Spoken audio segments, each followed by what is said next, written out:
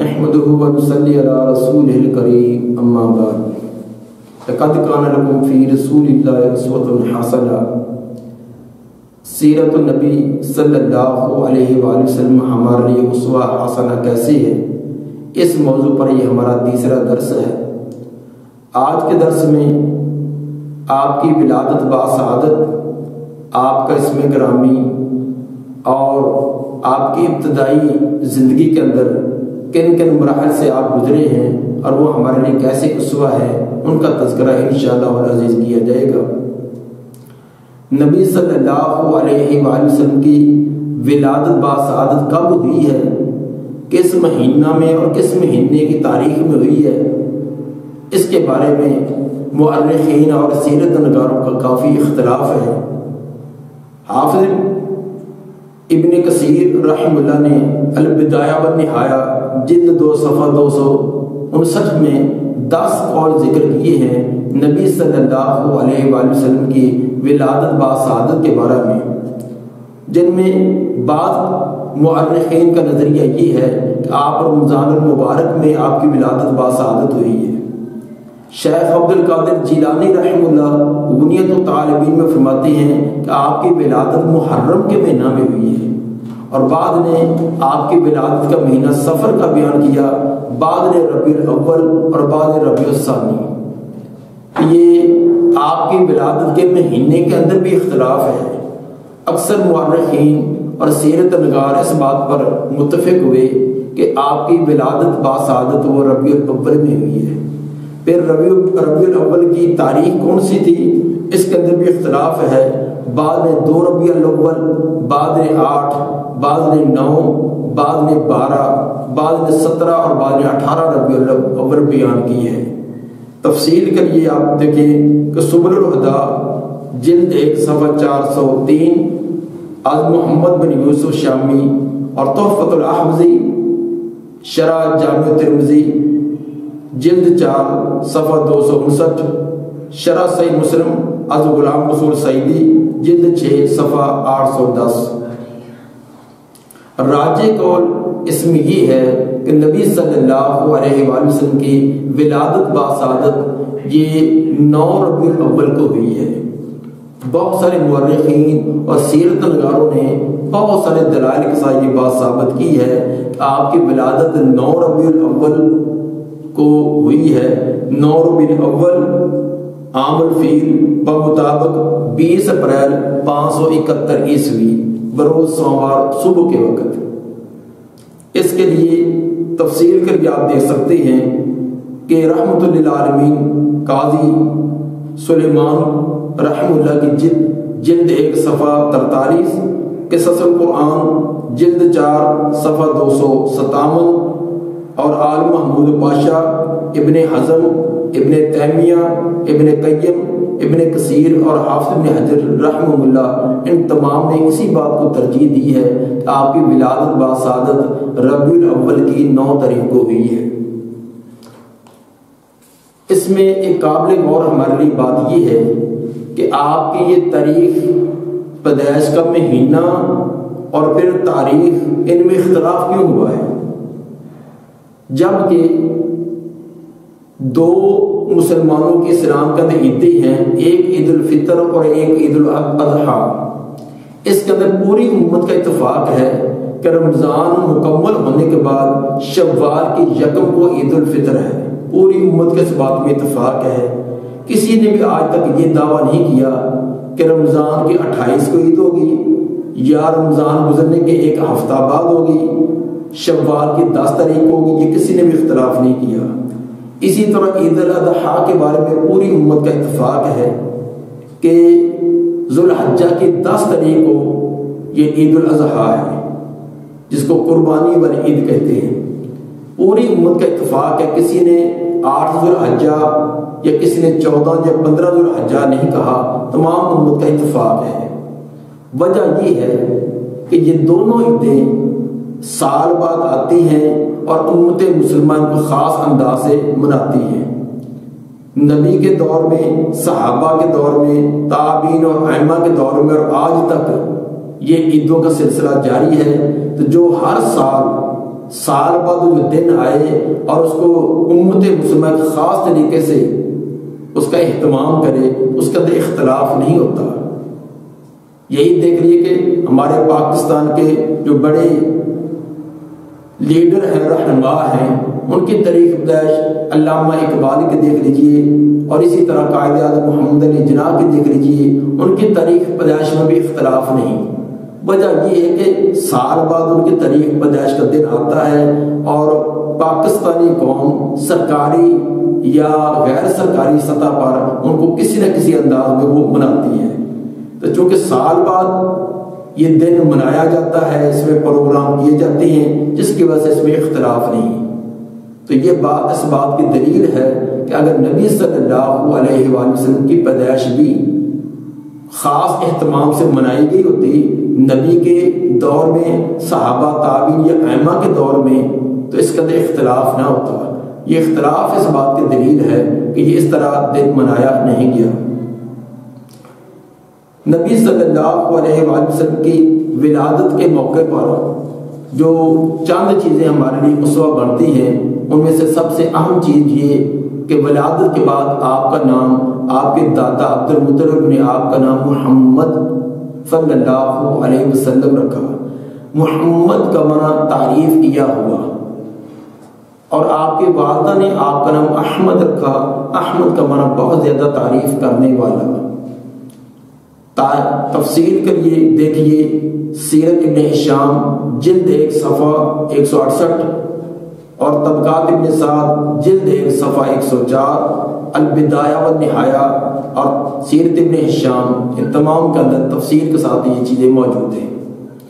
اس سے یہ ثابت ہوا کہ پیدا ہونے والے بچے کا نام ایسا رکھنا چاہیے جو بامعنی ہو اور انتہائی خوبصورت مفہوم والا ہو۔ نبی صلی اللہ علیہ وآلہ وسلم کا نام ان کے دادا، ان کے والدہ نے وہ تجویز کیا جو بامعنی تھا اور انتہائی اچھے مفہوم والا تھا۔ آج ہمارے معاشرے کے اندر عجیب کچھ نام دیکھے جاتے ہیں، بچوں کے ایسے نام جن کا کوئی معنی ہی نہیں ہوتا۔ چوراہے پر، چورستے پر جو کہ کہیں لگا ہوا دیکھا، خواہ کسی گلوکار کا ہو یا کسی کھلاڑی کا ہو یا کسی غیر مسلم کا ہو، جو بھی نیا اور اچنبا سا نام ہمیں نظر آئے تو ہم اسی کو اپنے عزیز و اقارب کا نام رکھنے کے لیے تیار ہو جاتے ہیں۔ اور بعض ایسے نام بھی ہمارے بچوں اور بچیوں کے ہیں کہ جن کا کوئی معنی ہی نہیں ہے، انتہائی لاجانی قسم کے، صرف ایک نیام دے کر اس کو رکھ لینا۔ حالانکہ نبی صلی اللہ علیہ وآلہ وسلم کو سو یہ ہے کہ بچوں کا نام رکھنا انتہائی اچھا خوبصورت نام رکھنا جس کا کوئی معنی اور مفہوم بھی ہو، اور بچوں کا نام بگاڑنا نہیں چاہیے۔ قرآن نے منع کیا وَلَا تَنَابَزُوا بِالْأَلْقَابِ، ایک دوسرے کے برے القاب نہ رکھا کرو۔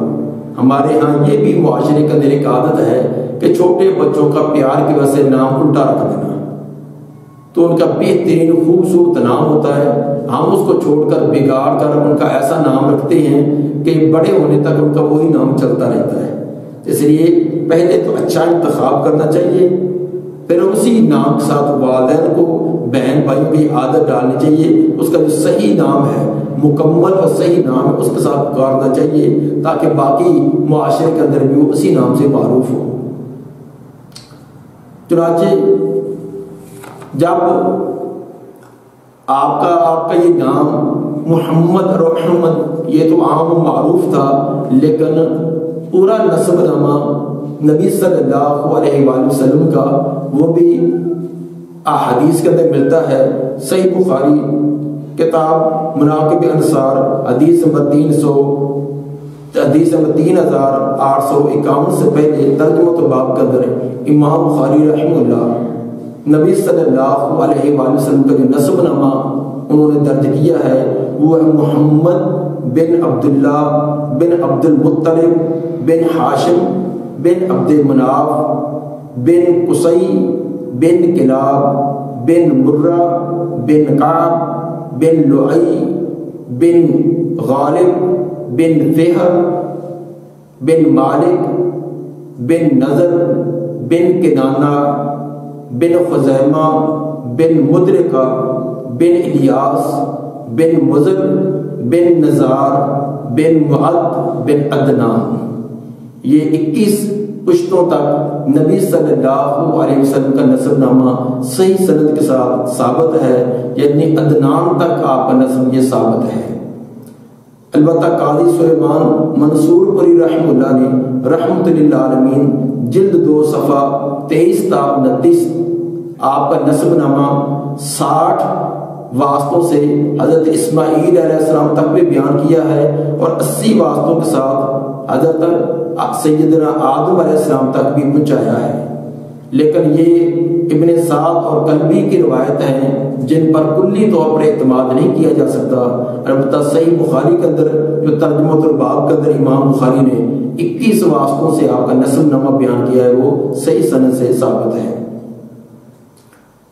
آپ کی ولادت و سعادت کے بعد آپ کا جو عربوں کے ہاں ایک طریقہ چلا آ رہا تھا کہ 7ویں دن بعد ختنہ کرنا، چنانچہ تاریخ اسلام الذہبی صفحہ 27 پر ہے کہ اس روٹین اور عادت کے مطابق 7ویں دن آپ کا ختنہ کیا گیا۔ تو اس بارے میں اور بھی قول ہیں کہ آپ کا ختنہ جو ہے یہ 7ویں دن ہوا تھا، یہ اس کے بعد، چنانچہ بعض روایات کے اندر یہ بھی ہے کہ آپ نے اپنا ختنہ جو ہے بڑی عمر میں ہونے کے بعد کیا۔ تو بہرحال ثابت یہ ہوا کہ نبی صلی اللہ علیہ وآلہ وسلم کا ختنہ عام رواج کے مطابق 7ویں دن، لقد کان لکم فی رسول اللہ اسوۃ حسنہ، پیغمبر کی زندگی ہمارے لیے اسوہ ہے کہ ہمیں بھی اپنے بچوں کا 7ویں دن مسنون طریقے سے ختنہ کرنا چاہیے۔ اور اسی طرح 7ویں دن پھر عقیقہ بھی، ختنہ بھی اور عقیقہ بھی، یہ دونوں چیزیں 7ویں دن کی گئی ہیں، جس طرح دلائل نبوہ للبہقی جلد 1 صفحہ 113 پر یہ چیز واضح طور پر بیان ہے کہ نبی صلی اللہ علیہ وسلم کا عقیقہ بھی 7ویں دن کیا گیا۔ البتہ ایک روایت انس بن مالک رضی اللہ تعالیٰ عنہ کی یہ ہے کہ اکا رسول اللہ صلی اللہ علیہ وسلم عن نفسہ بعد ما بعث بالنبوۃ، کہ نبوت کے بعد آپ نے خود اپنا عقیقہ کیا تھا۔ تو یہ مصنف عبدالرزاق حدیث نمبر 7960 اور اسی طرح سلسلہ صحیحہ حدیث نمبر 2726 میں یہ روایت بھی ہے۔ بہرحال آپ کا 7ویں دن عقیقہ ہوا ہو یا نبوت ملنے کے بعد آپ نے خود کیا ہو، ثابت یہ ہوا کہ عقیقہ کرنا یہ مسنون طریقہ ہے۔ نبی صلی اللہ علیہ وآلہ وسلم نے اس کی تاکید کی، فرمایا کہ کل غلام رہینۃ بعقیقتہ، ہر بچہ اپنے عقیقے کے ساتھ گروی رکھا ہوتا ہے۔ تذبح عنہ یوم السابع ویحلق رأسہ، 7ویں دن اس کی طرف سے عقیقہ بھی کیا جائے، اس کا سر بھی منڈوایا جائے۔ یہ ابو داؤد کے حدیث نمبر 2837 اور صحیح بخاری کے اندر بھی اسی مفہوم کی روایت ہے، صحیح بخاری کا حدیث نمبر 5472۔ اسی طرح بخاری کی 5472 روایت کے اندر یہ الفاظ بھی ہیں کہ مال غلام عقیقت، ہر بچے کے ساتھ عقیقہ ہے، یعنی ہر بچے کی طرف سے عقیقہ کیا جائے، تو حریق عنہ دمن، اس کی طرف سے خون بہایا جائے یا جانور کو ذبح کیا جائے، وہ امید عن الاعضاء، اور اس کے سر پر جو اعضاء ہیں، جو بال ہیں، ان کو اتارا جائے، ان کی حجامت کروائی جائے۔ تو اس سلسلہ میں عقیقہ جو ہے یہ 7ویں دن مسنون ہے، بہتر افضل یہی ہے۔ اس کے لیے کہ معمولی عذر بہانے پر آنا کہ مثلا اب ہماری چھٹیاں نہیں ہے، اب بچے کی جو پھوپھی نے آنا ہے، ان کے فلاں قدروں نے آنا ہے، اس لیے ہفتہ لیٹ کر دیں، مہینہ لیٹ کر دیں، اگلے سال کر دیں، یہ کوئی درست نہیں ہے۔ مسنون طریقہ یہ ہے کہ 8ویں دن بچے کی طرف سے عقیقہ کیا جائے۔ اسی طرح نبی صلی اللہ علیہ وآلہ وسلم کی زندگی میں سے جو ہمارے لیے اسوہ ہے کہ 1 ہفتہ بعد، آپ کی پیدائش کے 1 ہفتہ کے بعد عرب کے دستور کے مطابق آپ کو حلیمہ سعدیہ رضی اللہ عنہا ان کی گود میں دے دیا گیا۔ عربوں کا یہ دستور تھا کہ بچوں کو دیہاتی ماحول میں بھیجتے تاکہ ان کی پرورش اچھی ہو اور وہاں کی فصیح لسان زبان کو حاصل کر سکیں۔ تو اسی سلسلہ میں نبی صلی اللہ علیہ وآلہ وسلم کو بھی پیدائش کے 1 ہفتہ بعد عطا حلیمہ سعدیہ رضی اللہ عنہا ان کی نگرانی میں، ان کی پرورش میں دے دیا گیا۔ اس سے ثابت ہوا کہ بچوں کی ابتدائی سے نگرانی، ان کی پرورش، ان کی زبان کو فصیح اور بلیغ یہ سکھلانا یہ والدین کی ذمہ داری ہے۔ لاڈلا پن کی وجہ سے بچوں کو توتلا پن سکھلانا، ان کی زبان کو خود ہی ٹیڑھا مزاج کر دینا یہ درست نہیں ہے۔ اور زبان کے ابتدا کے اثرات اور ایک فصیح ماحول کے اندر پرورش پانے اور غیر فصیح ماحول میں پرورش پانے کے نتائج زندگی کے اندر بہت واضح ہوتے ہیں۔ چنانچہ ولید بن عبد الملک جو کہ بنو امیہ کے خلیفہ تھے، شاہی محل کے اندر ان کی تربیت ہوئی تھی جس کی وجہ سے وہ اپنی زبان کو فصیح اور بلیغ نہ کر سکے، تو جس کی وجہ سے کئی مجلسوں کے اندر ان کو شرمندگی کا سامنا بھی کرنا پڑا۔ چنانچہ اپنے خلیفہ ہونے کے بعد، حکمران بننے کے بعد بھی ان کو کئی مجلسوں کے اندر اپنی زبان کو فصیح اور بلیغ نہ ہونے کی وجہ سے ندامت اور شرمندگی اٹھانی پڑی۔ ایک مرتبہ ایک آدمی ان کی عدالت میں کیس لے کر آیا کہ میرے داماد نے مجھ پر ظلم کیا ہے، تو اس نے آ کر جب اپنا قصہ بیان کرنے لگا تو خلیفہ پوچھنے لگا ولید بن عبد الملک کہ ما شأنہ کا مطلب ہوتا ہے کہ تیرے اندر کیا عیب ہے، کیا برائی ہے۔ حالانکہ کہنا چاہیے تھا ما شأنہ کا، کہ تیرا کیا مسئلہ ہے، تجھے کیا پریشانی ہے۔ تو اس نے شأنہ کا کے بجائے شأنہ کا پوچھا، تو جس کا مطلب یہ تھا کہ تیرے اندر کیا عیب ہے، کیا نقص ہے۔ قریب ہی بیٹھے اس کے دوسرے بھائی نے اس کی اصلاح کی سلیمان بن عبد الملک نے کہ اللہ کے بندے شأنہ کا نہیں بلکہ ما شأنہ کا رفیع حالت میں مرفوع کر کے اس کو پڑھو۔ چنانچہ اس نے اپنی اصلاح کی اور پوچھا کہ ما شأنہ کا، تیرا کیا مسئلہ ہے، کیا تیرا پرابلم ہے۔ اس نے کہا کہ اس دیہاتی آدمی نے اپنا عذر بیان کیا، اس نے کہا کہ مجھ پر میرے داماد نے ظلم کیا ہے۔ تو اب خلیفہ کو پوچھنا چاہیے تھا کہ من خاتنوں کا، تیرا داماد کون ہے؟ اس نے من خاتنوں کا بجائے کہہ دیا من خاتنہ کا، تیرا ختنہ کس نے کیا ہے؟ تو دیہاتی آدمی کہنے لگا بھی ختنہ تو کسی حجام نے کیا ہوگا، مجھے کیا پتا کس نے کیا۔ پھر اس کی اصلاح کی گئی کہ من خاتنہ کے بجائے من خاتنوں کا کہنا چاہیے۔ تو ثابت ہوا کہ فصیح اور بلیغ زبان اس کے زندگی پر اچھے اثرات ہوتے ہیں۔ اگر ابتدا کے اندر اس کی طرف توجہ نہ کی جائے تو انسان کو کئی موقع پر شرمندگی اٹھانی پڑتی ہے۔ تو نبی صلی اللہ علیہ وآلہ وسلم کی زندگی ہمارے لیے یہ بھی اسوہ ہے کہ ابتدائی سے جیسے آپ کو ایک دیہاتی ماحول میں بھیجا گیا تاکہ صحت بھی آپ کی اچھی ہو اور زبان بھی فصیح اور بلیغ سیکھیں، تو یہ ہمیں بھی اپنے بچوں کے بارے میں یہ چیز کا اہتمام کرنا چاہیے۔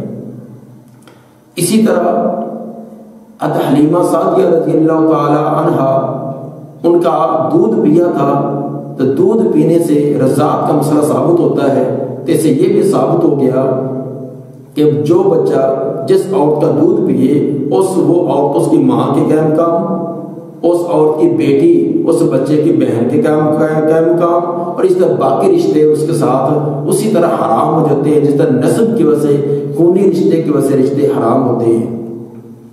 نبی صلی اللہ علیہ وآلہ وسلم نے فرمایا، صحیح بخاری کی روایت حدیث نمبر 1447، یحرم من الرضاع ما یحرم من النسب، کہ رضاعت سے وہ تمام رشتے حرام ہو جاتے ہیں جو نسب سے بھی حرام ہوتے ہیں۔ تو مطلب اس کا یہ ہے کہ اگر ایک لڑکے اور لڑکی نے ایک ہی عورت کا دودھ پیا ہے تو وہ دونوں لڑکا لڑکی آپس کے اندر رضاعی بہن بھائی بن جائیں گے، اور رضاعی بہن بھائی بننے کی وجہ سے ان کا نکاح آپس میں حرام ہو جائے گا۔ اور یہ رضاعت صرف دودھ پینے والا جو بچہ اس کے ساتھ ہوگی، اس کے دیگر بہن بھائیوں کے ساتھ یہ قائم نہ ہوگی۔ اللہ سے دعا ہے کہ ہمیں نبی صلی اللہ علیہ وسلم کا اسوہ بنا کر عمل کرنے کی توفیق عطا فرمائے۔